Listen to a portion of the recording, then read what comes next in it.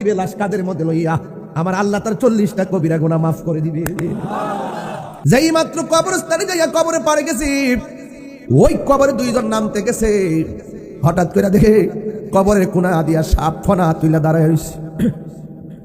আল্লাহর বন্ধু বলেছেন, সাপ থাকলে সাপ সহকারে দাফন করবা, না থাকলেও দাফন করবা। এবার উপর থেকে লাশটারে মাটির মধ্যে ফালাইয়া দিয়েছে রে। এবার উপর জড়িয়ে বাঁশ টাস না দিয়া মাটির চাপা মাইরা দিছে। মাইরা সবাই চলে গেছে। মানুষের মধ্যে একটা আতঙ্ক ছড়িয়ে পড়েছে। একজন আরেকজনকে জিজ্ঞাসা করে, আমরা সারা জীবন দেখেছি এই কবরের এই মানুষটা নামাজ পড়ছি, রোজা রাখছে, হজ করেছে, যা কেউ জানে না, জানে কে? এবার মানুষ মনে মনে কই, শুনো, এই লোকটা এত ইবাদতকারী, কবরের মধ্যে সাপ কেন? আমরা তো বাহির থেকে বুঝতে পারতেছি না। তবে তার ঘরের ভিতরে একটু জিজ্ঞাসা করা দরকার, তার স্ত্রীকে জিজ্ঞাসা করা দরকার, এমন ঘটনাটা ঘটলো কেন? এমন কোন কাজ করছেনি যে এই কাজের কারণে কবরে সাপ এসে গেছে? এবার সবাই সমাজের দায়িত্বশীল ব্যক্তিকে তার স্ত্রীর কাছে হাজির হয়ে গেল জিজ্ঞেস করার জন্য। বন্ধুরে আমার, ও ইসলামপুরের বাবারা, ও শরীফগঞ্জের বাবাদিরা গো, এবার ওই মুহূর্তে সমাজের মানুষ স্ত্রীর ডাক দিয়া কয়, শুনো না, আমরা তো বাহির থেকে দেখেছি তোমার স্বামী অনেক ভালো, কিন্তু এমন কোন কাজ করছিলি যেই কারণে কবরে দেওয়ার আগে সাপ এসে গেছে।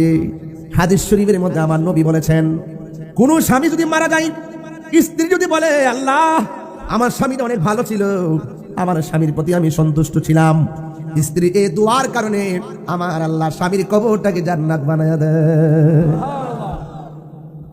কোন স্ত্রী যদি মারা যায়, স্বামী যদি আল্লাহর ডাক দিকে, আল্লাহ আমার স্ত্রীটা আমার হকের প্রতি ইনসাফওয়ালা ছিল, অনেক ভালো ছিল, এই কথা বলার কারণে আমার আল্লাহ স্ত্রী কবরে জান্নাতের গালিচা বিছাইয়া দেয়। এবার সমাজের মানুষ ডাক দিয়ে কয়, ও স্ত্রী, তোমার স্বামী মারা গেছে, প্রথম কবর করলাম সাপ পাইলাম, দ্বিতীয় কবর করলাম সাপ পাইলাম, তৃতীয় কবর দিতে যায় সাপ পাইলাম, আমার স্বামী এমন কোনো কাজ করছিনি যেই কারণে আল্লাহ অসন্তুষ্ট হয়ে গেছে। স্ত্রী ডাক দিয়ে কই, ও সমাজের মানুষ, আমার স্বামী এমন একটা ঘৃণিত কাজ করত, বাহিরের স্বামীটা ভালোই ছিল, ভিতরগত অনেক সমস্যা ছিল। কয় কি? আমার স্বামী যে ব্যবসা করত, ব্যবসায়ী দ্রব্যের সঙ্গে পাথর মিশাইয়া বিক্রি করত, কঙ্কর মিশাইয়া। আমি বারবার বলছি বেশি টাকা লাগবে না, হালাল পন্থায় ধোঁকা না দিয়ে আপনি ব্যবসা করেন, আমার কথা মানে নাই। উপরে যা দেখছেন লেভেলটা ভালো ছিল, ভিতরে অনেক খারাপ ছিল। আমি বলতে চাই যে, ও পৃথিবীর মানুষ, আল্লাহ কয়, বান্দারে আমি তোর মাফ করে দিব, 3টা কাজ তুই কোনোদিন করিস না। 1 নম্বর, কোনোদিন আমি আল্লাহর সঙ্গে শিরিক করিস না। 2 নম্বর, কোনোদিন মানুষের হক মাইরা খাইস না।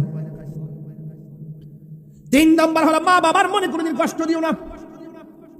এই 3টা অন্যায় থেকে যদি বাঁচতে পারো, পাহাড় পরিমাণ গুনাহ আমি আল্লাহ রাব্বুল আলামিন মাফ করে দিব।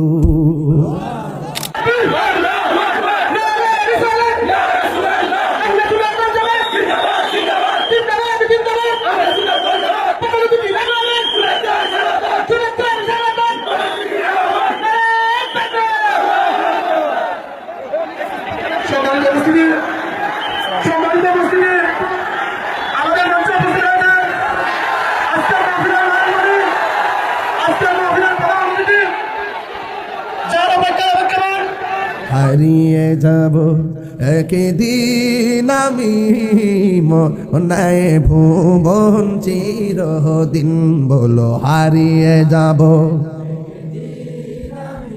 আর বনায় ভুবন চিরদিন। ক্ষমা করে দিও তোমরা আমায়, বলো ভুল করে থাকি যদি কোনো দিন, হারিয়ে যাব আর বনায় ভুবন চিরদিন। বাঁশি বাগানে বা গুরুস্থানে হয়তো দিবে মোরে কবর, বাঁশি বাগানে বা কবর তোমরা আমায় যাবে ভুলে রাখবে না জানি কোন খবর পড়বে কি মনে আমার কথা ফেলবে কি অস্ত্র কোনো দিন হাতরেন হারিয়ে যাব একদিন আমি রব নাই ভুবন সবাই সবাই দিনে বলর হারিয়ে যাব একদিন আমি রব নাই ভুবন চিরদিন ক্ষমা করে দিও তোমরা আমায় বলো ভুল করে থাকি যদি কোনো দিন হারিয়ে যাব একদিন আমি রব নাই ভুবন চির মা মাগো ও শরীফ ইসলামপুরের মা শরীফগঞ্জের মা রঙের ঘুরার কত দৌড়াবেন গো মা ঘরের ভিতর তো সুকিতের ভিতর শাড়ির একটার পর একটা টাল দিছো আজকে ময়রা দেহ শাড়ি জায়গা শাড়ি আন্দারে ঘর বাড়ি কথা কথা ঠিক না বেঠে এখনো সময় আছে সব সাইরা তাহাজ্জুদের নামাজে দাঁড়াও কথা কথা ঠিক কিনা আমার সাথে বলে হারিয়ে যাব রব নাই ভুবন চিরদিন ক্ষমা করে দিও তোমরা আমায় বলো ভুল করে থাকি যদি কোনো দিন হারিয়ে যাব রব নাই ভুবন চিরদিন বলো হারিয়ে যাব রব নাই ভুবন ইসলামপুর বাইতুন নূর জান মসজিদ কমিটির উদ্যোগে আদিম হোসেন মাহফিলের সম্মানিত সভাপতি জনাব খলিলুর রহমান সাহেব, মিলন মিয়া সাহেব, মানিক মিয়া মেম্বার, শাহজাহান মিয়া, বীর মুক্তিযোদ্ধা হানিফ সাহেব এবং নিদু মিয়া। আজকের মাহফিলে বিশেষ অতিথি জনপ্রিয় স্কলার যিনি আমার পরপর স্টেজে আসবেন, হযরতুল্লাহ মৌলানা মুফতি নিজামউদ্দিন সিদ্দিকী সাহেব, মৌলানা মুফতি মশিউর রহমান সালিহি সাহেব, মৌলানা মুফতি আবুল কাসিম সিদ্দিকী সাহেব, প্রধান বক্তা মৌলানা মাহতাবুর রহমান সাহেব। উপস্থিত আছেন 11 নং শরীফগঞ্জ ইউনিয়ন পরিষদের সম্মানিত চেয়ারম্যান আমার অত্যন্ত পরিচিত এম কবির উদ্দিন সাহেব এবং 10 নং বাদে পাশা ইউনিয়ন পরিষদের চেয়ারম্যান প্রভাষক জাহিদ হোসাইন সাহেব এবং যিনি আমার সাথে অনেক যোগাযোগ করেছেন আমার অত্যন্ত শুভাকাঙ্ক্ষী জনাব আতস আলী আল মামুন, ইটালি প্রবাসী। এবং এই মাহফিলটাকে বাস্তবায়ন নেপথ্যে দাওয়াত করার পেছনে, আমাকে অংশগ্রহণ করার পেছনে আমাকে সর্বোচ্চ যিনি যোগাযোগ মেনটেন করেছেন আমাদের এলাকার কৃতি সন্তান জাতীয়তাবাদী দলের অনবদ্য একজন ব্যক্তিত্ব জনাব সাচ্চু ভাই সহ ওয়া মুবাল্লিগিন উলামা ইকরাম, উত্তর ইসলামপুর শাহজালাল রহমতুল্লাহ যুব সংঘের প্রত্যেকটি নেতৃবৃন্দ, মাহফিল পরিচালনা কমিটি, দূর দূরান্ত থেকে আগত আল্লাহ প্রেমিক, রসুল প্রেমিক, অলি প্রেমিক নৌজওয়ান ভাইয়েরা, মুরব্বী বাবাজিরা এবং উপস্থিত আছেন গোলাপগঞ্জ থানা প্রশাসন, ইসলামপুরের এই নিরাপত্তাজনিত এই সমস্ত বড় বড় গ্যাদারিংগুলো নিরাপদ শৃঙ্খল রাখার জন্য প্রশাসন বৃন্দ যারা অক্লান্ত পরিশ্রম করছেন, সকল প্রশাসন বৃন্দকে এবং আমাদের ওসি মহোদয় সহ যারা এখানে এই মুহূর্তে কাজ করছেন উপস্থিত আছেন, আমি সকলকে আমার অন্তঃস্থল থেকে আন্তরিক অভিনন্দন জানাচ্ছি, ধন্যবাদ জানাই। আপনারা যারা এত সুন্দর করে আজকের এই মাহফিলটি আপনারা বাস্তবায়ন করছেন, আমি আপনাদের সামনে অনেক ব্যস্ততার ভিতরে আজ আমি এসেছি একমাত্র শিকড়ের টানে, কারণ এই এলাকায় আমাদের ব্রাহ্মণবাড়িয়ার অসংখ্য মানুষ আছে, কথা বলেন ঠিক না বেঠে, এবং আমাদের ওসি মহোদয় ব্রাহ্মণবাড়িয়ার, আমাদের এখানে অনেক প্রশাসনিক ভাইরা ব্রাহ্মণবাড়িয়ার। এই জন্য দেশের মানুষ, ভালোবাসাবাসীর মানুষ পাশাপাশি, আর এই দিক দিয়ে হলো সুলতানুল আউলিয়া হযরত শাহজালাল আলী রহমতুল্লাহ আলাইহির উত্তরসূরি পূর্ণভূমির যে আশিকিন জাকিরিন মুহিবিন গোলাপগঞ্জ সিলেটের প্রত্যন্ত অনেক জায়গা থেকে যারা এসেছেন, আমি শুনেছি অনেক মা বন্ধুরা নাকি এসেছে, না অনেক মা বন্ধুরা এসেছেন। আপনাদের সকলকে আমার পক্ষ থেকে ধন্যবাদ, মোবারকবাদ জানাচ্ছি। আমি যতটুকু আলোচনা করব আপনারা আদবের সাথে আলোচনা শুনবেন, সুশৃঙ্খল থাকবেন। আমি দেখতেছি মাহফিল কমিটি এবং প্রশাসন অনেক কষ্ট করে আপনাদেরকে শৃঙ্খলে আবদ্ধ করেছেন। এরপর আমি আপনাদের খেদমতে আরেকটু আরজ করতে চাই, যারা দাঁড়িয়ে আছেন এই কোনায়, যারা দাঁড়িয়ে আছেন এই যে কোণে, এখানে যারা দাঁড়িয়ে আছেন, আপনারা একটু বসে পড়ুন না, একটা কমন সেন্স এবং একটা সৌন্দর্য বর্ধন করেন আপনারা বসুন প্লিজ। আর এই মুহূর্তে যদি ফিলিস্তিন যেতে হয় আমরা কি যাব? ইসরায়েলের গুন্ডা বাহিনীর বিরুদ্ধে যুদ্ধ করতে পারবো না ইনশাল্লাহ? ইসরায়েলের দুর্গ কি ভেঙে দিতে পারবো ইনশাল্লাহ? আজকের মাহফিলে যারা দাঁড়িয়ে আছেন এদেরকে অনেক শক্তিশালী মনে হয়। যারা দাঁড়িয়ে আছেন একটু হাত তুলুন, যারা দাঁড়িয়ে আছেন হাত তুলুন, দেখি আপনাদেরকে একটু সোজা করুন, একদম সোজা, মাশাআল্লাহ। যারা দাঁড়িয়ে আছেন আপনারা কি নবীর জন্য জীবন দিতে পারবেন? নবীর মহব্বতে 30 সেকেন্ডে মাটিতে বসেন, বসুন, এটাই প্রেমিক। বসুন প্লিজ, বসুন। প্রশাসন আর পারতেছে না, আপনারা অনেক লোক প্রশাসন অনেক কষ্ট করতেছে। এটা বসুন, একদম আপনাদের বসানোর লাইট দেওয়া হয়েছে, আর পরিবেশটা অনেক সুন্দর করছেন তারা। একদম বসে পড়ুন প্লিজ। যাক, আল্লাহ যেন আমাদের সকলকে কবুল করে, আমিন বলেন। আর যদি আমিন, একদম মাটিতে বসুন। একদিন কি আমরা মাটিতে পড়ে থাকতে হবে না ভাই? একদিন কি এই নিথর দেহ কি মাটিতে পড়ে থাকবে না? আমাদের বাপ দাদারা কি মাটিতে পড়ে আছে না? তাহলে মাটিতে বসে কাপড়ে ময়লা লাগলে কি হয়েছে বলেন? একটু মাটিকে ভালোবাসুন, দেশের মাটিকে ভালোবাসুন। সকলে বলে আলহামদুলিল্লাহ। ভাইরা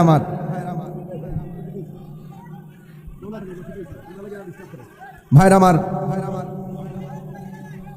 আজকের এই ফুলের সৌরভ, মানুষের গৌরব চিরদিন থাকবে না।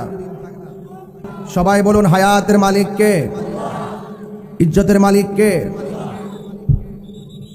বাবারা আমার, আমরা যে যাই হই না কেন, একদিন আমাদের প্রাণ পাখি চলে গেলে আমাদের মালিকানা আছে না শেষ? আমাদের মালিকানা শেষ। আপনারা দেখেছেন পল্লী বন্ধু হুসেন মোহাম্মদ এরশাদ আছে না চলে গেছেন? বিএনপির চেয়ারপারসন সাবেক প্রধানমন্ত্রী বেগম খালেদা জিয়া, তিনি কি আছেন না চলে গেছেন? এই বার্তাগুলো আমাদের জন্য কিন্তু খুবই একটি মর্মাহত বার্তা। আমরা যে যাই হই না কেন, একদিন আমাদেরকে চলে যেতে হবে, কথা বলেন ঠিক কিনা? এই জন্য আমি বলবো, আমার আজকে অনেক লেখালেখি দেখেছি, অনেক রাজনীতি ব্যক্তিবর্গরা পর্যন্ত সুখ বার্তা দিয়েছেন, আমি নিজেও দিয়েছি। তবে আমি এতটুকু বলতে চাই, আমরা এই পৃথিবী ছেড়ে একদিন চলে যেতে হবে। আল্লাহ পাক যেন তাকে জান্নাতুল ফেরদৌসের আলা মাকান দান করে, আমিন পড়েন। আমাদেরকে সুস্থ ধারায় ফিরে আসতে হবে। একটা লোক যখন চলে যাবে তার জন্য দোয়া করতে হবে। আমরা যেন মানুষের জন্য রাজনীতি করি, কথা বলেন ঠিক না বেঠিক? আমরা দেশের জন্য, দেশের মাটির জন্য কথা বলবো, কথা বলেন ঠিক কিনা? আমরা কঠিন হব না, কি হব না? কঠিন হব না। আমরা সম্প্রীতির মাধ্যমে, ভালোবাসার মাধ্যমে এই দেশটাকে সাজাতে চাই, রাজি আছি না নাই? সবাই মিলেমিশে আমরা দেশটা সাজাতে চাই। সবার সুখে হাসবো, আমি কাঁদবো সবার দুঃখে, নিজের খাবার বিলিয়ে দিব অনাহারের মুখে। মানুষ মানুষের জন্য, সুতরাং রাজনীতি হবে মানুষের জন্য, কথা বলেন ঠিক কিনা? এই জন্য আপনাদের সকলকে আমি অনুরোধ করব, আমরা যদি পৃথিবীতে একদিন চলে যেতে হবে, এজন্য আমরা এমন কিছু রেখে যেতে চাই, চলে যাওয়ার পরে যেন মানুষ আমাদের জন্য দোয়া করে, কথা বলেন ঠিক না বেঠিক? এই জন্য আমরা ভালো ব্যবহার করব, ধর্ম বর্ণ দল মত নির্বিশেষে।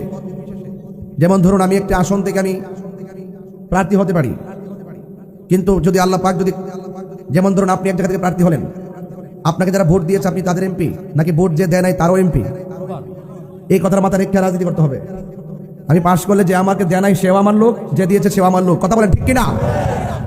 এটার নাম হলো রাজনীতি। আর প্রতিহিংসার রাজনীতি বন্ধ করতে হবে, রক্ত নিয়ে খেলা বন্ধ করতে হবে। একটা হাদিকে আপনি হুট করে একটা গুলি করে বিদায় করে দিচ্ছেন, এখন হাদিকে সবাই ভুলে গেছে, কথা বলেন ঠিক না বেঠিক?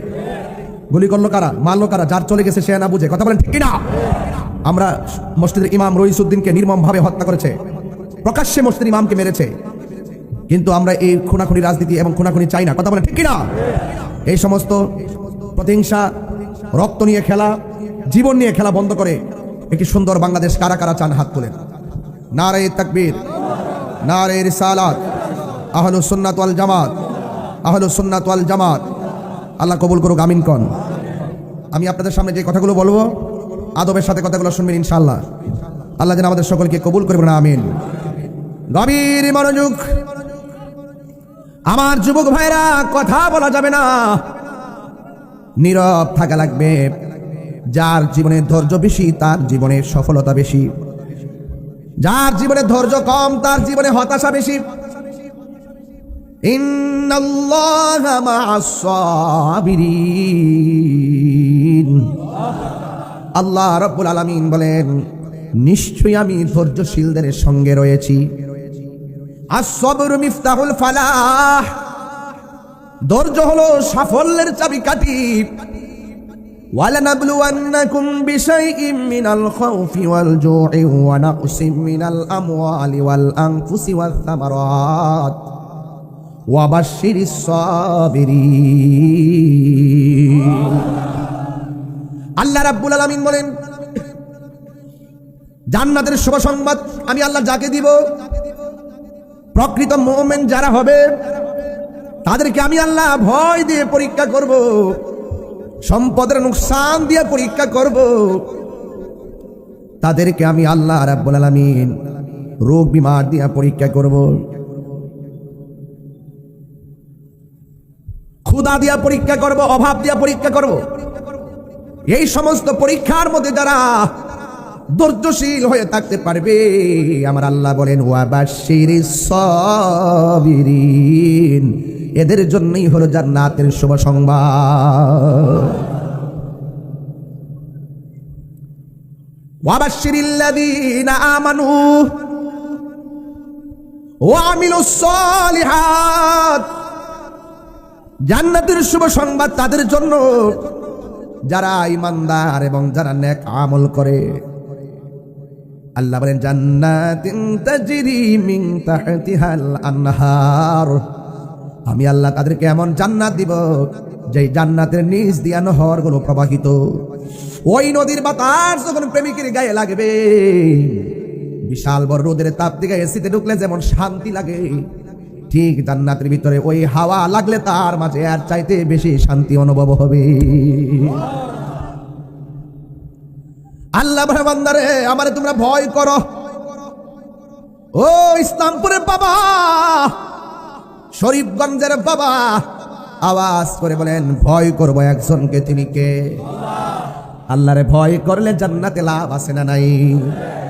আল্লাহ রাব্বুল আলামিন বলেন ইন্নালিল মুত্তাকিনা মাফাজান হাদাইকা ওয়া আ'নাবা ওয়া কাওয়াইবা আতরাবা। আল্লাহ বলে বান্দারে তোমরা যদি আমারে ডরায়া নামাজ পড়ো, আমাকে ভয় পায়া যদি রোজা রাখো, আমি আল্লাহ রাব্বুল আলামিন তোমাদেরকে জান্নাতের ভিতরে একটা আঙ্গুর ফল নয়, দুইটা নয়, তিনটা নয়, অসংখ্য আঙ্গুর ফলের বাগান উপহার দিয়ে দিব। আল্লাহ বলে হে বান্দা, আমি আল্লাহকে যারা ভয় করবি, আল্লাহকে ভয় কেমন জানেননি?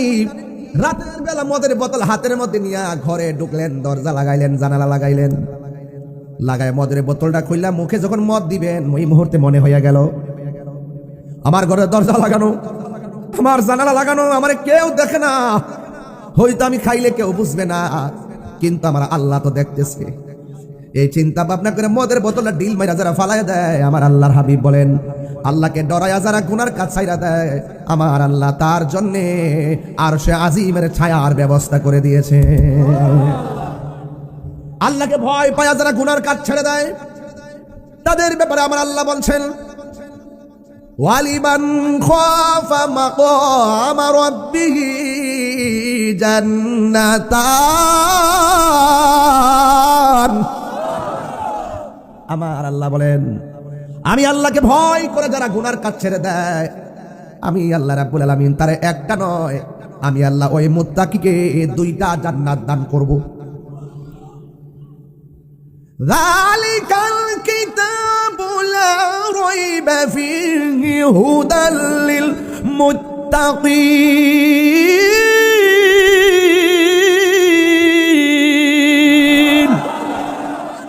আওয়াজ করে বলেন ভয় করবো একজনকে, তিনি কে?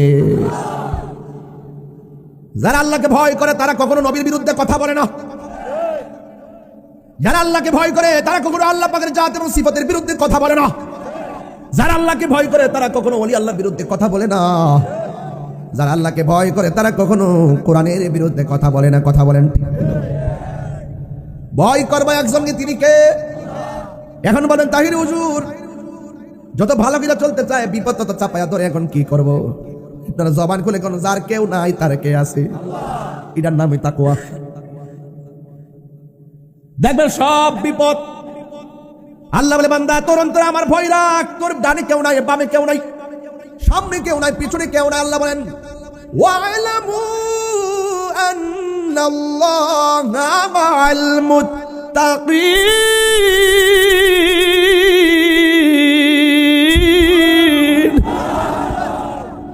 যার কেউ নাই তার কে আছে? আল্লাহ বলে ও পৃথিবীর মানুষ জেনে রাখো, তোমার সঙ্গে কেউ নাই, একজন আছে জবান খুলে গুন, তিনি কে? নামাজ কার জন্য? আরো জোরে। যুবক ভাইরা বড় করে বলুন, নামাজ কার জন্যে? কোরবানি কার জন্যে? জীবন কার জন্যে? মরণ কার জন্যে? তাহলে আমার কি কিছু আছে? আমি তো আমার না, আমার বাড়ি, বাবা, আমার জমিন, আমার ক্ষমতা, আমার বলতে কিছুই নাই। যা দিছে দিছে কে? যে দিছে তারে বইলা যায় নিমক খারামের গোষ্ঠী। কথা বলতে ঠিক নাও। আল্লাহর নিয়ামত দাও, যারা আল্লাহকে ভুলে যায় নিমক খারাপ। তোর বাড়ি, গাড়ি, রাস্তা, ঘর, টাকা, পয়সা, শরীর, জান, মাল যা কিছু আছে সব দিয়েছেন একজন। জবান খুলে বলুন, তিনি কে? আমি তো আমার না। লা তামশি ফিল আরদি মারাহা, জমিনে অহংকার করে চলা যাবে না। টাকার বাহাদুরি আর ভালোবাসার বাহাদুরি এক জিনিস না। টাকার প্রেম থাকে না, মনের প্রেম মরে যাওয়ার পরেও অমর হয়ে থাকে। আমরা কি টাকার প্রেম চাই নাকি মনের প্রেম চাই? মানুষকে ভালোবাসবেন দিল দিয়ে। ওই বন্ধুর সঙ্গে বন্ধুত্ব পাতবেন যেই বন্ধুকে রাত্রে 12টায় ফোন দেওয়ার পরে, দোস্ত আমার মা অসুস্থ, রক্ত লাগবে, ওই বন্ধু দৌড়ায় এসে নিজের গায়ে রক্ত দিয়ে দিবে। আর ওই বন্ধুকে উদ্ধার মারবেন যে বিপদের সময় মোবাইল একবার শোনার পরে বন্ধ করে দেয়। কথা বলে ঠিক কিনা? বন্ধু 10টা 12টা দরকার নাই, মনের মতো বন্ধু 1টা 2টা বানাইবেন, বাস এনাফ। ফেসবুকে 5000 বন্ধু গোড়ার টিম। আপনার বাবার মৃত্যুর খবর লিখলে দেখবেন 23টা 22টা কমেন্টস, আর কোনো কমেন্টস নাই। এই ফেক বন্ধু, এই ফলোয়ার দরকার নাই। এমন ভাবে বন্ধু বাছাই করবেন একদম টোকা দিয়ে দিয়ে যাকে আপনি চিনেন, সময়ে কাজে লাগবে। আনতা মা মানে হাবাবতা, যাকে আপনি ভালোবাসছেন তার সাথে আপনার হাসর হবে। তো এই ভালোবাসার মানুষটা কি গান জুটতে হইলে চলবো? মাদকখুর, নেশাখুর, বাবাখুর, ইয়াবাখুর, ফেন্সিখুর, সবই গেলাম বুঝি। নদীর ফার্জে যাই বয়ে বেয়া সব কিন্তু বুঝি। যা কেউ দেখে না, দেখে কে? চৌকস ওসি মহোদয় আপনাদের ব্রাহ্মণবাড়িয়া কসবার বাড়ি। যদি এরকম অন্যায়ের সঙ্গে আপনার সন্তান জড়িত হয়, আপনি না পারলে আপনি গোপনে যায় বলবেন, স্যার পোলাটার এবার কয়েকদিন ডুহাই রাখেন, এর লোকে পারি না স্যার, এরাই না দোকান আমার ভাইডারে, এর আর পারি না, এর লাগে মুখ দেখাইতাম পারতাছি না। কারণ গাঞ্জুরটা শুধু ব্যক্তি জীবনকে শেষ করে না, পুরো সংসারটাকে শেষ করে দেয়। তাকওয়া, তাকওয়া এমন এক জিনিস যে আমি হারাম খায়া এই দেহকে আমি রক্ত তৈরি করবো না। হালাল রক্তের দাম আছে না নাই? আর বড় করে আছে না নাই? এই আমার যুবক ভাইয়েরা, আল্লাহ রাব্বুল আলামিন কোরআনে বলেছেন, আহাল্লাল্লাহুল বাইআ ওয়া হাররামার রিবা। আল্লাহ রাব্বুল আলামিন ব্যবসাকে হালাল করেছেন, সুদকে হারাম করেছেন, ঘুষকে হারাম করেছেন। এ আমার ইসলামপুরের বাবা, শরীফগঞ্জের বাবা, জবান খুলে কোন, আমরা কি হালাল খাবো না হারাম খাবো? হালাল রক্তের দাম আছে না নাই? এই জন্য আল্লাহ রাব্বুল আলামিন হাবিব বলেন, ও পৃথিবীর মানুষ, হালাল রক্ত দিয়ে দেহ গঠিত দেহের হাত যখন আল্লাহর দরবারে উঠায়, এই হাত আর ফিরায় দেয় না, আমার আল্লাহ সেই মুনাজাত কবুল করে ফেলে। ঠিক না? আমার মরণের কতদিন বাকি আমি জানিলাম না গো আল্লাহ, কতদিন বাকি আমার মরণের, কতদিন বাকি আমি জানিলাম না গো আল্লাহ। দিন বাকি আর আজরাইলা শিয়া যখন হস্তে দিবা ধরি, আজরাইলা শিয়া যখন হস্তে ধরি, তখন আমার মনা ভাই পরবালু কালুকি আমি জানিলাম না গো আল্লাহ। দিন বাকি আমার মরণের, আমি জানিলাম না গো আল্লাহ। দিন বাকি আর 40 দিনের আগে ভাইরে মৌতের নিশানি 40 দিনের আগে ভাইরে মৌতের নিশানি জমদূতে ইরানি বসুকে দিয়ায়ান দিয়া আমি জানিলাম না গো আল্লাহ তো দিন বাকি আমার মরণের জানিলাম না গো আল্লাহ মরণের কত দিন বাকি আমার মরণের আমি জানিলাম না গো আল্লাহ কত দিন বাকি একটা জবানও বন্ধ রাখবেন না মহব্বতে মায়ার সুরে বলুন সুবহানাল্লাহ আমার যুবক ও যুবক ভাইরা মুরব্বী আব্বারা পর্দার আড়ালে মা বোনেরা যদি প্রশ্ন করি দাড়িগুলা কোন দিন পাকছে জানেননি মুরব্বী বলবো জানি না ঠিক নেই আপনার চোখের সামনে লোকটা ছোট থেকে বড় হলো কি এভাবে দেখছেননি সে বলবে হুজুর দেখি নাই কোন দিন কেমনে কেমনে বাড়ছে টের পাই নাই আমার আল্লাহ বলেন আমি তোরে নিষ্প্রাণ থেকে তোর মাঝে প্রাণ দিয়েছি তুই ছিলি মুর্দা আমি আল্লাহ তোরে জীবন দিয়েছি এরপরে একদিন তুমি চলে আসবে এই জন্য মানুষ যখন মারা যায় মানুষ তখন কি পড়ে ইন্না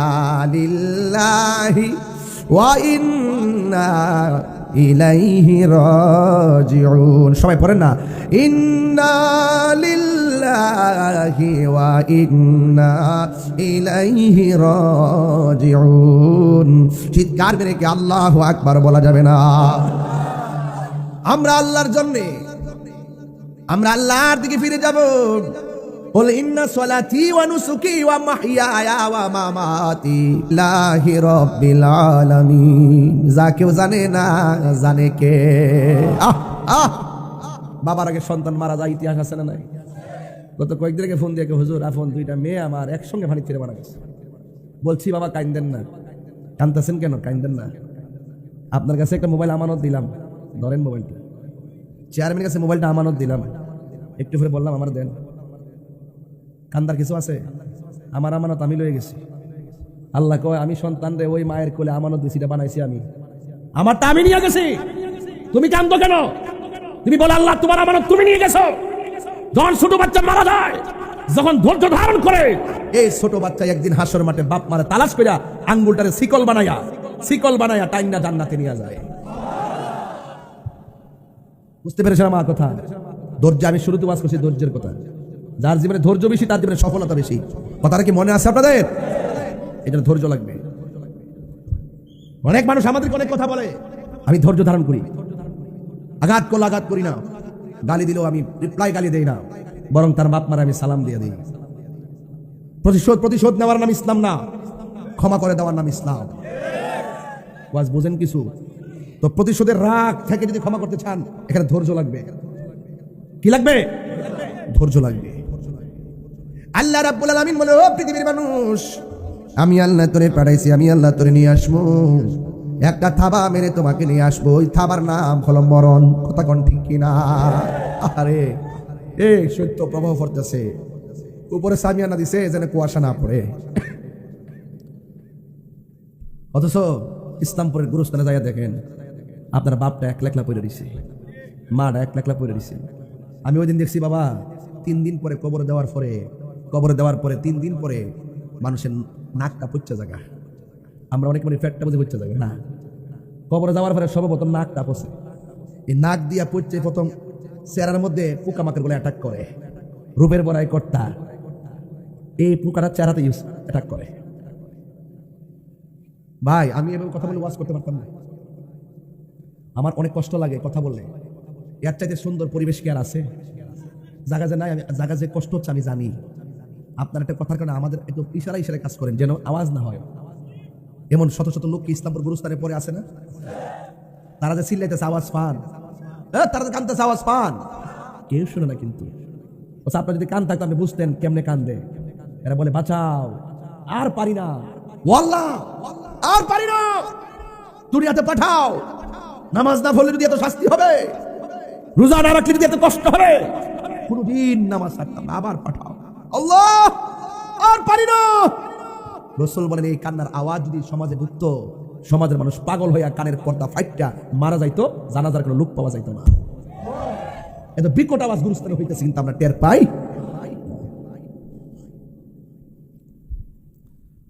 মানুষ মারা যাওয়ার পরে সর্বপ্রথম নাক পচে যায়। কয়দিন পরে?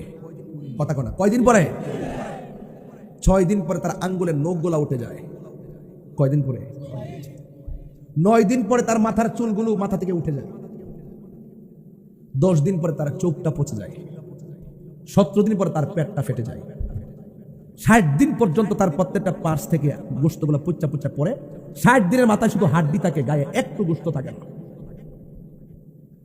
এইভাবে হাড্ডি সহকারে কিছু কিছু নরম হাড্ডি পচে, শক্ত কয়েকটা হাড্ডি কতদিন থাকে জানেন? 60 বছর। কয় বছর? এই 60 বছর পরে যাইয়া দেখবেন একটু হাড্ডিও আর নাই, মাটির সঙ্গে মিশে গেছে। অহংকার করা যাবে? অহংকার কিছু আছে? কিচ্ছু নেই, অহংকার কিছুই নেই। এদের মধ্যে ইন্নাল্লাহ লা ইউহিব্বুল মুতাকাব্বিরিন, আল্লাহ পাক অহংকারকারীকে পছন্দ করে না। নরম হয়ে চলেন, একটু ঠান্ডা হয়ে চলেন, মেজাজকে ঠান্ডা করেন। রাতের 12টার পরে তাহাজ্জুদে বসে যান, মুরাকাবা করেন, 2 রাকাত নফল নামাজ পড়েন। প্রথম রাকাতে সূরা ফাতিহার সঙ্গে 11 বার আয়াতুল কুরসি পড়েন। দ্বিতীয় রাকাতে 1 সূরা ফাতিহার সাথে 11 বার সূরা ইখলাস পড়েন। পরে নামাজ শেষ করে 101 বার দুরূদ শরীফ পড়েন। রাসূল বলেন তার সঙ্গে আমার স্বপ্নে দেখা হয়ে যাবে। খুঁজেন না তো, শুধু যার চোখে দেখেন ফেসবুকে তাই বিশ্বাস করেন। এই দেখা দেখে বাইরে যে একটা আধ্যাত্মিকতা আছে, সেটা আমরা বুঝি না। কথা বলেন ঠিক না ঠিক? আজকে এত অস্থির কোনো জানেন, যার নগদ পায় তাই বুঝে, কিন্তু এর বাইরে যে কিছু আছে এটা তারা অনুভব করে না। বুঝতে পারছেন? এই জন্য আল্লাহ বলছেন ওয়া মা ইয়াস্তাবিল আহইয়া ওয়াল আমওয়াত, যারা মৃত্যু যারা জিন্দা তারা এক হতে পারে না। ইন্নাল্লাহা ইউসমিউ মান ইয়াশা, নিশ্চয়ই আল্লাহ যারা ক্ষমতা দেয় তিনি ওই কবরের কান্নার আওয়াজ শুনেন। এই আওয়াজ পৃথিবীর কেউ শুনে না, কোনো জিনও শুনে না। শুনে কে? রাসূলকে আল্লাহ পাক শোনার ক্ষমতা দিয়েছেন। সুবহানাল্লাহ বলতেন না? হাজার হাজার মানুষ, আমি জানি না, এই যে মুরব্বী বসা, ওসি সাহেব বসা, আমি বসা, আমি জানি না এই মানুষটির মধ্যে কে প্রথম মারা যাবে। যদি মানুষটা সিরিয়ালটা জানতো, গড়াইয়া গড়াইয়া চিৎকার পারতো আর কাঁদতো। এই কথা বলে ঠিক কিনা বলেন না কেন? হায়াতের মালিক কে? আপনি ভাবতেছেন যে আমার মৃত্যু, এইমাত্র যুবক, আমার শরীরে শক্তি বেশি, আপনি মনে মরবেন না। আপনার মধ্যে বহুত যুবক দেখছি মোটরসাইকেল অ্যাক্সিডেন্টে, আজকে আসার পর থেকে অ্যাক্সিডেন্ট আমি দেখে আসছি নাই, ফেসবুকে পাইছেন আপনারা, দিছি কিনা বলেন না কেন? আমি কি বসে আসলাম গাড়িতে, এই যে মুরব্বী বাজান দেখছেন হয়তো না, আজকে আমার চোখের সামনে অ্যাক্সিডেন্ট। একটা ছেলে মনে হয় না বাঁচবে জানে, তার অবস্থা কঠিন, মাথায় রক্ত ঝরতেছে। সে কি ঘর থেকে অ্যাক্সিডেন্ট হবে, মাথায় রক্ত ঝরবে, মৃত্যুগুলো ঢলে পড়বে, এটা কি ভাবছিল? লা তামশি ফিল আরদি মারাহা। অহংকার করে চলা যাবে না। মৃত্যুর জন্য 24টা ঘন্টা প্রস্তুত থাকতে হবে, ওযু রাখতে হবে। মৃত্যু হলে যেন ওযু অবস্থা হয়, নামাজটা পড়ে ফেলতে হবে। নামাজ মৃত্যুর সময় যেন কাজা না হয়। কথা বলে ঠিক না ঠিক? কথা বলা যাবে না। এক লোক ব্যবসা করতো, কি করতো? ব্যবসা করতেছে, ভালো কথা, 5 ওয়াক্ত নামাজ পড়ে, মাথায় টুপি, মুখে দাড়ি, এত সুন্দর ব্যবহার। আচ্ছা, বাজারের মধ্যে যখন মানুষ ব্যবসা করে, সেই ব্যবসায়ী যদি মুখে দাঁড়িয়ে রাখে, মাথায় পাগড়ি রাখে, টুপি রাখে, 5 ওয়াক্ত নামাজ পড়ে, ভালো ব্যবহার করে, তার সম্মান বাড়ে না কমে? ব্যবসাটাও সুন্দর চলে, মানুষ বিশ্বাস করে, ঠিক না? এই লোকটা হঠাৎ করে দোকানে কি হয়ে গেছে, মারা গেছে। আমরা এলাকাতে একটা অভ্যাস আছে, দেখবেন যেই লোকটা নরম প্রকৃতির, নামাজ কালাম পড়ে, কার সঙ্গে ঝগড়া করে না, দোকানপাটে বেহুদা আড্ডা মারে না, লোকটা মারা গেলে মানুষ দেখবেন তার জানাজার মধ্যে ঢল নামে। কথা কি সঠিক বলতেছি? ঢল নামে। আমার ভাইরা, ওই লোকটা মারা যাওয়ার পরে অসংখ্য লোক দৌড়ায় গেছে কবর করতে। আঙ্গদেশে কবর করার লোক বেশি পাওয়া যায় না। মানুষ মারা গেলে গোসল করেন না, নিয়ম কারণ জানে, এমন লোক পাওয়া যায় না। কাফনের কাপড়টা কেমনে কাটবো মুসলমান হইয়া, এটাও জানি না। আছে না নাই? রাসূল বলতেছেন যারা একটা মানুষ মারা যাওয়ার পরে তারে গোসল দিব, কাফন পরাইব, আল্লাহ পাক তারে জীবদ্দশায় 40 বার গুনাহ মাফ করে দিব। আসতে তো আসতেছি রাব্বা, 3 বার কোন সুবহানাল্লাহ। এখন বলেন, একটা মানুষের কাপড় পরার সময় থাকার দরকার আসেনি? গোসল দেওয়ার সময় থাকার দরকার আসেনি? রাসূল বলেন, যারা কবর খনন করবে আল্লাহ পাক তার জন্য জান্নাতের ভিতরে স্বর্ণ খচিত জান্নাতের ড্রেসের ব্যবস্থা করে দিয়েছে। লস আছে? লাভ চাই কি চাই না? এটা মনে থাকে যেন ভাই, অন্তত একটু পানি আগাই দিবেন। আমি তো লাশ মারা গেলে চেয়ারম্যান সাহেব নিজে যাই, অনেক সময় সুযোগ পাইলে ওসি সাহেব যাই পেটের মধ্যে চাপ দিই, দিলে যখন ময়লা বের হয় আমি টিস্যু দিয়ে আর গামছা দিয়ে পরিষ্কার করে দিই। এটা আমার কাজ, কারণ আমি ঘৃণা করি না। আমি বিশ্বাস করি আমি যদি একটা মাইয়াতকে মহব্বত করি, আমি চলে যাওয়ার পর আমাকে মহব্বত করবে। আর জানাজার ময়দান ইসলামপুর যখন জানাজার নামাজ হয়, দেখবেন কিছু কিছু লোক আছে, যে লোকটা মারা গেছে তার সন্তান কাইন্দা কাইন্দা দুই চারটা কথা বললে কিছু কিছু লোক এই সময় শেষ হয়ে গেছে তাকে নামাজ পড়ান। আর দোকানে যায় যে আব্বাই তোলে আড্ডা মারে, ওই সময় গরিব কারণে ফেলছে। এই কথা কইলি তাহির হুজুর ভালো না। মসজিদে যাওয়ার পর ইমাম সাহেব কয় তাড়াতাড়ি নামাজ পড়ান। মসজিদে যাওয়ার পর মুয়াজ্জিনকে কয় 2 মিনিট বাকি আছে, আরেকটা বাদ দিয়ে দেন।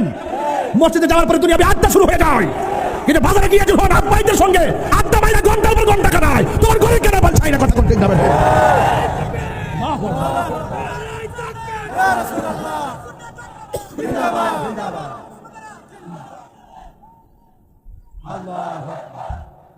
ভাইরা আমার, এদিকে তাকান। আমি কি কোনো বাজে কথা বলেছি? যুক্তির বাইরে কথা বলেছি? মানুষ আজ আসলের পিছে নাই, মানুষের নকলের পিছে ছোড়াছড়ি। দেখবেন রাসূল হাদিসের মধ্যে বলেছেন, এই পৃথিবীর মধ্যে সবচাইতে নিকৃষ্ট জায়গা হলো বাজার, আর সবচাইতে উত্তম জায়গা হলো মসজিদ। আজকে মসজিদ ভালো লাগে না, প্রথম কাতারে ফজরের নামাজ হয় না, জুম্মার নামাজে যা হয় ওয়াক্তের নামাজে 10 ভাগের 1 ভাগ হয় না। কারণটা কি? কার সঙ্গে ধোঁকা দাও, কার সঙ্গে ফাইজলামি করো? রাসূল বলছেন বাজার হলো নিকৃষ্ট জায়গা, মসজিদ হলো উত্তম জায়গা। আজকে উত্তম জায়গা ছেড়ে দিয়ে নকল ঢাকায় যখন ছড়াছড়ি, তখন করোনার মতন করোনা চলে আসে। আমি আপনাকে বলছি, আমার বাবারও শক্তি নাই বানায় কথা বলবো। 2 টাকার বেতন দেয় না ইমাম সাহেব, 10 টাকার জারি মারে। 5 টাকা বেতন দেয় না মুয়াজ্জিনদের, 50 টাকার জারি মারে। সাফার দাঁত ফেলাই দেওয়ার দরকার। যারা ইমামকে মর্যাদা দিতে জানে না, যারা মুয়াজ্জিনকে সম্মান করতে জানে না, এরা সমাজের ভিতরে ভালো মানুষ না, কথা বলেন ঠিক না? অথচ রাসূল বলেছেন একটা মুয়াজ্জিন হাসরের মাটিতে যখন উঠবে, সবার মাথার উপর দিয়ে তার নূরের চেহারাটা চমকাবে। আপনি কাকে ধমক পারেন? ইমাম সাহেব রে, সমাজের সবচেয়ে বড় নেতা হলো ইমাম সাহেব। ওয়াইফাই বিল দাও 1000 টাকা করে গায়ে লাগে না, মোবাইলের এমবি তুলো ঢুকে যাচ্ছ 700 টাকা গায়ে লাগে না, আর ইমাম সাহেব 200 টাকা দিতে তোমার শরীরটা জ্বলে। বুঝতে হবে তোমার ভিতরে খন্নাস বসেছে, খন্নাস।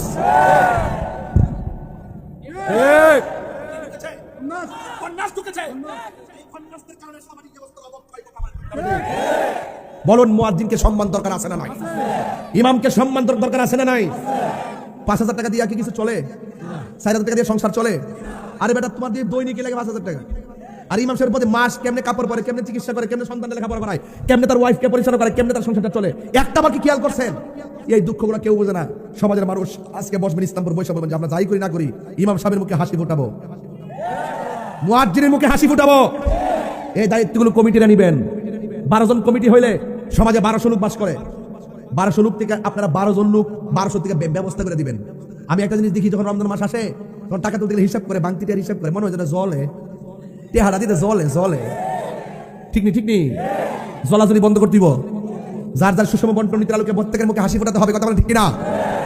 একটা মেয়ের বিয়া হয় না সমাজে, গরিব মানুষ, রাতের অন্ধকারে যায় একটা কালেকশন করবেন, গুফনে যায় তার হাতে দিয়ে বিনিয়ে কাউরি করেন বলে মেয়েটা ছোট হয়ে যাবে সমাজে। কিছু দান আছে নীরবে দিতে হয়, আর কিছু আছে ওপেন করতে হয়। মেয়েটার হাতে দিবেন, গায়ে হলুদের কাপড়টা কিন্ন, এই 2টা খাসি আইন, জব করো, 10 কেজি মুরগি আইন, হোক না 1000 টাকা। 10 জনে মিললে যদি 10 জনে যদি 1000 করে কত হয়? তার গায়ে হলুদের বাজারটা হয়ে যায় না? অথচ এই 10,000 টাকা ওই গরিবের জন্য অনেক কঠিন। আমরা মানবিক হই, মানবিক। আমি একবার বলছি, আমরা এই কয়েকদিন আগে দেখছি কেউ মরলে লেখা আলহামদুলিল্লাহ। এই বাপজটটা আমি শুরু ছিল কয়েকদিন আগে। এগুলো ভালো লক্ষণ না। সে আমার শত্রু হোক, মারা যাওয়ার পর তার সঙ্গে ভালো ধারণা করে আল্লাহ কাছে বিচার দিন, আল্লাহ কাছে বলে দিতে হবে আল্লাহ মাফ করো। কথা বলে না কেন? আরে ভাই, আমার সাথে আপনার দ্বন্দ্ব থাকতে পারে, তাই বলি কি গালি দিতে হবে? সাবধান। লোকটা মারা গেছে, লোকটা কি হয়েছে? এই মুহূর্তে আমাদের আজরাইল আসতে পারেনি। কথা কন না কেন? যদি 7.8 একটা ভূমিকম্প হয়, অস্তিত্ব থাকবো নি? সব দূর মারবেন। এরপর আল্লাহ জমিনটা ঠান্ডা বানিয়ে রাখছে, আমরা বয় রাখছে। নারা মারলে কিন্তু শেষ। বাহাদুরি জায়গা দুনিয়াতে না, কথা কোন ঠিক কিনা? লোকটা মারা যাওয়ার পরে সবাই গেছে কবর করতো, লোকটা 5 ওয়াক্ত নামাজ পড়তো, রোজা রাখতো। কবর করে যখন শেষ করছে, চাইয়া দিয়ে হুট করে কবর ভিতরে সাপ এসে গেছে। সাপ কি আশীর্বাদ না অভিশাপ? জোরে কর না। অভিশাপ। সাপ সাপ দৌড়াই গেছে গা। আবার মনে মনে করি লোকটা তো ভালো মানুষ, কবর সাপ কিনলে গে। আচ্ছা যাক, এটা আল্লাহ জানে, কিন্তু আমরা আরেকটা কবর করে, কবর তো দিতেই কষ্ট করে আরেকটা কবর করছে, অর্ধেকটা গেছে বলতে সাপাই করছে, সব ওইটা দৌড় মারছে। ওখান কবর করতে কিন্তু কষ্ট আছে, মাটি তুলতে দেখা যায় কবরটা ছোট, এই জায়গায় মাটিতে তোলা অনেক কষ্ট, এই জন্য তো আল্লাহ পুরস্কারের ব্যবস্থা করছে। বলছে যারা কবর করবো, যারা এই লাশকে দোয়াইব এবং গায়ের মধ্যে কাফন পরাই দিব, আল্লাহ পাক তার জীবদ্দশায় 40 বার গুনাহ মাফ করবে। কয়বার? 40 বার। কি বুঝলেন আপনি? 40 বার। ওরা আল্লাহর বন্ধুর কাছে যায়, আল্লাহর বন্ধু গো, লোকটা 5 ওয়াক্ত নামাজ পড়তো, রোজা রাখছে, হজ করছে, খুব ভালো ব্যবসায়ী, আদব ছিল, কিন্তু কবর করলে সাপ আয় পড়ে, কি করতাম? আল্লাহর বন্ধু ডাক দিয়ে একটা কাম করো, আরেকটা কবর করবা, কবর করার পরে যে সাপ দেখো, সাপ সহকারে কবর দাফন করবা, না থাকলে এমনি দাফন করবা, আর কুরা যাবে। সবাই করছে কবর, সাপ টাপ নাই, সবাই খুশি না বেজান? জানাজার নামাজ দেওয়ার জন্য তার গোসল দিতেছে। আচ্ছা বলুন তো, গোসলটা যে কোন পাতার পানি দিয়ে গোসল, গরম পানি করে? কথা কোন গেলে আপনাদের সে বড়ি গাছ আসেনি? এই পর্যন্ত কইছিনি বড়ি পাতা দিয়ে গরম পানি করে কিনলে গিয়ে কেউ কইছিনি কথাটা? কাপড়টা কি লাল না সাদা? এত কাপড় থাকতে সাদা কাপড় দিয়ে ভরা কিনলে এই ব্যাগটা কইছিনি কেউ? দেখছেন না? আপনি কিন্তু জানেন না, জানবেন, ভিতরে ঢুকবেন, বলছেন যে এই চোখে যা দেখেন এটা বাইরে একটা আধ্যাত্মিকতা আছে, ওইটা যখন খুঁজবেন তখন ভিতরে দেখবেন নূর পয়দা হয়ে যাবে। কি পয়দা হয়ে যাবে? নূর পয়দা হয়ে যাবে। সুন্দর করে তারে গোসল দিল, মানুষ লাইন ধরে এসেছে, ভালো মানুষ, মানুষ মানুষেরই মানুষ, এত সুন্দর করে গোসল দিল। সবাই পানি দেওয়ার জন্য প্রতিযোগিতা শুরু হয়ে গেল, বড়ই পাতা দেওয়ার জন্য প্রতিযোগিতা শুরু হয়ে গেল, চুলার পাড়ে পানি দেওয়ার জন্য পাগল, আর কাপড়টা পরাইবার জন্য পাগল, পাগল রে পাগল। এত সুন্দর করে ভারী লাশটাকে কাঁধের মধ্যে নিল, কাহার মনের মধ্যে কোনো কষ্ট নাই, মানুষ মানুষের কাঁধের মধ্যে নিয়ে গেছে। জানাজার নামাজ শুরু হয়ে গেল। জানাজার নামাজ যখন শুরু হয়ে গেছে, সবাই জানাজার মাঠের মধ্যে যায় দাঁড়ায় দাঁড়ায়, আমার ভাই লাগে, আপনারা ক্ষমা করে দিবেন। কয়নি কয়নি উপস্থিত মাইয়াত আমার বাতিজা, চলাফেরার মধ্যে যদি কোনো ভুল বিয়াদ দিবে করে আপনি আল্লাহর রাস্তায় মাফ করে দিবেন। আর দূর দূরান্তে যারা আইসেন, আমার চাচার ভাই কিছু খাওয়া দাওয়ার আয়োজন করছে, আপনি খাইয়া যায়েন। আর ফাওনা দাওনা থাকলে আমরা আসি, আমরা কইয়ে ইনশাআল্লাহ দিয়া দিবেন। কয়নি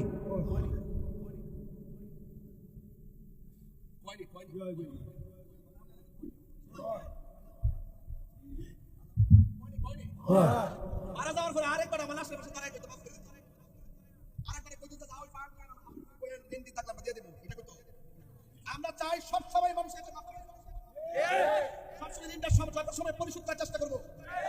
আমার সীমার ব্যবস্থা এমন হইছে, টাকা নেওয়ার সময় আব্বা আব্বাটা কেটে আনে, আর দেওয়ার সময় বলে যে চারা দিয়া ভুল করে এই কথা ঠিক না? আরে আমার 7 ঘন্টা বই রইছে, বুঝেন কি হারিয়েছি সব বুঝেন, কিন্তু বুঝেন না, আমি মাইকটা দিয়ে বই গেছি, এটা তো বুঝেন না। তো 7টা ঘন্টা বই রইছি, সামনে একটা অ্যাক্সিডেন্ট হয়েছে, আবার লাস্টে কি মুন্না পেটে হুমায়ুন চত্বর আবার আগে জামে পড়ছিলাম নিও, ওই যে এরা দেখছে কতক্ষণ জামে বসে রয়েছি, কমরটাকে আছে মনে করুন 22টা বছর ধরে বইয়া বইয়া গাড়ি বোয়া, বাড়ির বোয়া, ওয়াজও বোয়া, এমনি তো গলাটা তো ভালোই, কিন্তু আমি না বুঝতেছি কমাসে বছর যাইতেছে। কথা কোন ঠিক না বেটি? কথা কই না দিক কেন মনে করি বুঝতেছি না ব্যাপারটা, কষ্ট কথা তো না কই পারতাম না। আরেকবার মাফ চা আমরা পক্ষে, কেউ দুনিয়া থেকে মাফটা লওয়ার দরকার আসেনি, তো বড় করার দরকার আসেনি। ফাওনা দানা থাকলে তাকটা কইয়া না লইবা, মরবার আগে ফাওনা দানা দিয়া যাও। কথা ঠিক না বেটি? তাহলে আমরা একটু মাফ চাইতাম নি, আজকা বন্ধুর কাছে মাফ চাইতাম নি? বলেন হারিয়ে যাব একদিন আমি, মনায় ভুবন চিরদিন, বলো হারিয়ে যাব আর বনায় ভুবন চিরদিন, ক্ষমা করে দিও তোমরা আমায়, বলো ভুল করে তাকি যদি কোনো দিন হারিয়ে যাব আর বনায় ভুবন চিরদিন বাঁশি বাগানে বা গুরুস্থানে হয়তো দিবে মোরে কবর বাঁশি বাগানে বা কবর তোমরা আমায় যাবে ভুলে রাখবে না জানি কোন খবর পড়বে কি মনে আমার কথা ফেলবে কি অস্ত্র কোনো দিন হাতরেন হারিয়ে যাব একদিন আমি রব নাই ভুবন সবাই সবাই দিনে বলর হারিয়ে যাব একদিন আমি রব নাই ভুবন চিরদিন ক্ষমা করে দিও তোমরা আমায় বলো ভুল করে থাকি যদি কোনো দিন হারিয়ে যাব একদিন আমি রব নাই ভুবন চির মা মাগো ও শরীফ ইসলামপুরের মা শরীফগঞ্জের মা রঙের ঘুরার কত দৌড়াইবেন গো মা ঘরের ভিতরে তো সুকিদের ভিতরে শাড়ির একটার পর একটা টাল দিছো আজকে ময়রা দেহ শাড়ি জায়গা শাড়ি আন্দারে ঘর বাড়ি কথা কোন ঠিক না বেঠে এখনো সময় আছে সব সাইরা তাহাজ্জুদের নামাজে দাঁড়াও কথা কোন ঠিক কিনা আমার সাথে বলে হারিয়ে যাব রব নাই ভুবন চিরদিন ক্ষমা করে দিও তোমরা আমায় বলো ভুল করে থাকি যদি কোনো দিন হারিয়ে যাব রব নাই ভুবন চিরদিন বলো হারিয়ে যাব রব নাই ভুবন চিরদিন জোরে জোরে কি আল্লাহু আকবার বলা যাবে না লাশ বাড়ি থেকে বের করছি জানাজার ময়দানে হাজার হাজার মানুষ কবরের মধ্যে সাপ আছে না নাই নাই সাপ জানাজা হয়ে গেল লাশ কাদের মধ্যে নিল আমার নবী বলে যারা লাশ কাদের মধ্যে নিবে অসংখ্য কদম তো সে দিবে অন্তত যারা 40টা কদম দিবে লাশ কাদের মধ্যে লইয়া আমার আল্লাহ তার 40টা কবিরা গুনাহ মাফ করে দিবে নেন না তো আপনারা দৌড় মারেন খেলা আছে কাম আছে দমক মারেন কিছু বরকত আছে এখানে খেলা আছে একটু মাঝে মাঝে অর্জন করে নিয়েন কথা কোন ঠিক না বেঠিক হ্যাঁ আমার যুবক ভাইরা কবরের মধ্যে আর সাপ নাই মানুষের মধ্যে একটা আতঙ্ক ছড়িয়ে পড়েছে লোকটা এত ভালো কবরের মধ্যে সাপ কেন রে যাক শেষ পর্যন্ত সাপ যখন কবরে নাই লাশটাকে সুন্দর করে জানাজার মাঠ থেকে গোরস্থানের মধ্যে নিয়ে যাচ্ছে যেই মাত্র কবরস্থানে যাইয়া কবরে পাড়ে গেছি ওই কবরে দুইজন নামতে গেছে হঠাৎ করে দেখে কবরের কোনা দিয়া সাপ ফনা তুইলা দাঁড়ায় রইছে আল্লাহর বন্ধু বলেছেন সাপ থাকলে সাপ সহকারে দাফন করবা না থাকলেও দাফন করবা এবার উপর থেকে লাশটারে মাটির মধ্যে ফালাইয়া দিয়েছে রে এবার উপর জড়িয়ে বাঁশ টাস না দিয়া মাটির চাপা মাইরা দিছে মাইরা সবাই চলে গেছে মানুষের মধ্যে একটা আতঙ্ক ছড়িয়ে পড়েছে একজন আরেকজনকে জিজ্ঞাসা করে আমরা সারা জীবন দেখেছি এই কবরের এই মানুষটা নামাজ পড়ছি রোজা রাখছে হজ করেছি যা কেউ জানে না জানে কে এবার মানুষ মনে মনে কই শুনো এই লোকটা এত ইবাদতকারী কবরের মধ্যে সাপ কেন আমরা তো বাহির থেকে বুঝতে পারতেছি না তবে তার ঘরের ভিতরে একটু জিজ্ঞাসা করা দরকার তার স্ত্রীকে জিজ্ঞাসা করা দরকার এমন ঘটনাটা ঘটলো কেন এমন কোন কাজ করছেনি যে এই কাজের কারণে কবরে সাপ এসে গেছে এবার সবাই সমাজের দায়িত্বশীল ব্যক্তি কি তার স্ত্রীর কাছে হাজির হয়ে গেল জিজ্ঞেস করার জন্য বন্ধুরে আমার ও ইসলামপুরের বাবারা ও শরীফগঞ্জের বাবাজিরা গো এবার ওই মুহূর্তে সমাজের মানুষ স্ত্রীর ডাক দিয়া কয় শুনো না আমরা তো বাহির থেকে দেখেছি তোমার স্বামী অনেক ভালো কিন্তু এমন কোন কাজ করছিনি যেই কারণে কবরে দেওয়ার আগে সাপ এসে গেছে হাদিস শরীফের মধ্যে আমার নবী বলেছেন কোন স্বামী যদি মারা যায় স্ত্রী যদি বলে আল্লাহ আমার স্বামীটা অনেক ভালো ছিল আমার স্বামীর প্রতি আমি সন্তুষ্ট ছিলাম স্ত্রী এই দোয়ার কারণে আমার আল্লাহ স্বামীর কবরটাকে জান্নাত বানায় দেয় কোন স্ত্রী যদি মারা যায় স্বামী যদি আল্লাহর ডাক দিকে, আল্লাহ আমার স্ত্রীটা আমার হকের প্রতি ইনসাফওয়ালা ছিল, অনেক ভালো ছিল, এই কথা বলার কারণে আমার আল্লাহ স্ত্রী কবরে জান্নাতের গালিচা বিছাইয়া দেয়। এবার সমাজের মানুষ ডাক দিয়ে কয়, ও স্ত্রী, তোমার স্বামী মারা গেছে, প্রথম কবর করলাম সাপ পাইলাম, দ্বিতীয় কবর করলাম সাপ পাইলাম, তৃতীয় কবর দিতে যায় সাপ পাইলাম। আমার স্বামী এমন কোনো কাজ করছিনি যেই কারণে আল্লাহ অসন্তুষ্ট হয়ে গেছে। স্ত্রী ডাক দিয়ে কই, ও সমাজের মানুষ, আমার স্বামী এমন একটা ঘৃণিত কাজ করত, বাহিরের স্বামীটা ভালোই ছিল, ভিতরগত অনেক সমস্যা ছিল। কয় কি? আমার স্বামী যে ব্যবসা করত, ব্যবসায়ী দ্রব্যের সঙ্গে পাথর মিশাইয়া বিক্রি করত, কঙ্কর মিশাইয়া। আমি বারবার বলছি বেশি টাকা লাগবে না, হালাল পন্থায় ধোকা না দিয়ে আপনি ব্যবসা করেন, আমার কথা মানে নাই। উপরে যা দেখছেন লেভেলটা ভালো ছিল, ভিতরে অনেক খারাপ ছিল। আমি বলতে চাই যে, ও পৃথিবীর মানুষ, আল্লাহ কয় বান্দারে আমি তোর মাফ করে দিব, তিনটা কাজ তুই কোনোদিন করিস না। এক নম্বর, কোনোদিন আমি আল্লাহর সঙ্গে শিরিক করিস না। দুই নম্বর, কোনোদিন মানুষের হক মাইরা খাইস না। তিন নম্বর হলো মা বাবার মনে কোনোদিন কষ্ট দিও না। এই তিনটা অন্যায় থেকে যদি বাঁচতে পারো, পাহাড় পরিমাণ গুনাহ আমি আল্লাহ রাব্বুল আলামিন মাফ করে দিব। তাহিরের ওয়াজ ভাল লাগে? আমি একটা কথা বলি, ভালো লাগে বলেন, ঠিক আছে, আমারও তো একটা ভালো লাগার দরকার আছে। তা আমি তো আপনাকে ভালোবাসি, কিসের বিনিময়ে? আপনাকে আমার সামনে এসে ওয়াজ করছে কি? আপনাকে ভালোবাসি আমি কেন? আমি আপনাকে ভালোবাসি যে আমার মনের কথাগুলো আপনি শোনাইতে পারি, আপনি সুন্দর করে শুনেন। তবে আপনার ভালোবাসা আমি সার্থক তখন যদি আজকের মাহফিল থেকে যাওয়ার পর বলেন যে হুজুর ওয়াদা করলাম আজকে থেকে কোনোদিন নেশা করবো না। হাত উঠে নাই সবার, দুই হাত উঠতে, দুই হাত উঠতে। আমরা কখনো নেশা করব? বলেন নেশা করব? এই নেশা করব? একটা হয়েছে নি, দুই নম্বর আরেকটা কইতাম নি, আরেকটা বলবো। আমি তাহিরকে যদি এক সেকেন্ডের জন্য ভালো লেগে থাকে, আজকের পর থেকে ওয়াদা করে আমরা কোনোদিন মা বাবার মনে কষ্ট দিব না। হাত উঠে নাই কেন? দুই হাত উঠতে হবে, দুই হাত। আল্লাহ কন্যা, আল্লাহ আল্লাহ আপনি আমাদেরকে মায়ের কদমে কবুল করেন, হারাম থেকে বেঁচে থাকার তৌফিক দেন, আমিন কন। আর যেই পিশাব কইব বাপ মার খেদমত লাগতো না, এটা পিশাব না, এটা সকাল বেলার পেশাব।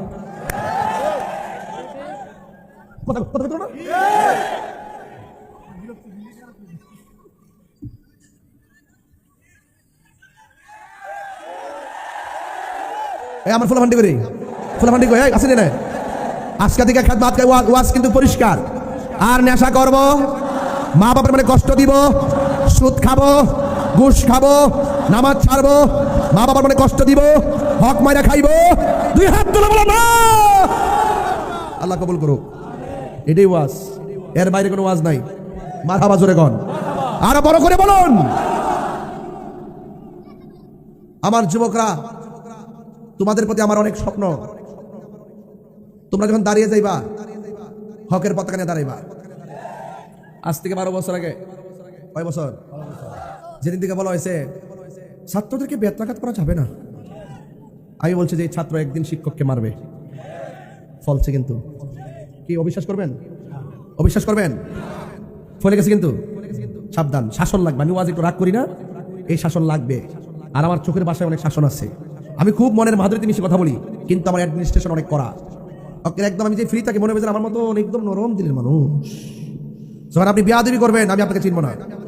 আরে বাপ মার মানে কষ্ট দিয়া আমার ওই হেলিকপ্টার দাঁড়িয়ে ওয়াজ করাবেন, আর মনে করছে যে আল্লাহ রাজি করে নেবেন, অসম্ভব। ঠিক না বলো? আজকে থেকে ওয়াদা, আমরা মা বাপকে কষ্ট দিব নাকি ভালোবাসবো? ভালোবাসতে চাই কি চাই না? কবর আযাব কি সত্য না মিথ্যা? রসুল কবর আযাব দেখার ক্ষমতা আছে না নাই? এই ক্ষমতা নবীকে দিছে কে? আল্লাহ দিয়ে থাকলে আমাদের কোনো অসুবিধা আছে? রসুল একদিন গুরুস্থানে গেছে, সুবহানাল্লাহ কয় না রে? নবীর কথা শুনতে ভাল লাগেনি? যাওয়ার পরে নবী মুচকি মুচকি হাসতেছে, এখন ভাল লাগেনি? নবী মুচকি হাসলে সাহাবীরা অনেক খুশি।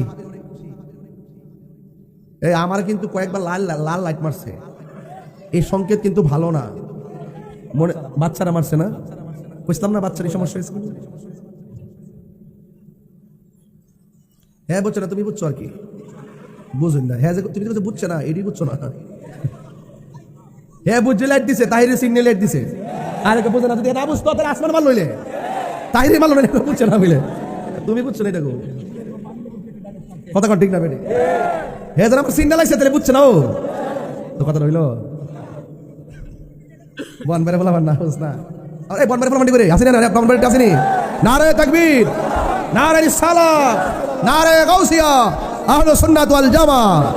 হাত নামান। এখন বলেন, মা বাপরে কষ্ট দিবেন না ভালোবাসবেন? ভালোবাসলে আল্লাহ কি খুশি না বেজার? এই যে শীত আইছে না, একটা উচিত কথা কইলে আমরা রাগ করেন না। দেখবেন আপনার মার ঘরের মধ্যে দেখবেন উপরে সানসিটে কোনো কম্বল নাই, বউ যে করে তাহলে এটার উপর 4টা কম্বল বাঁধতে রাখছে।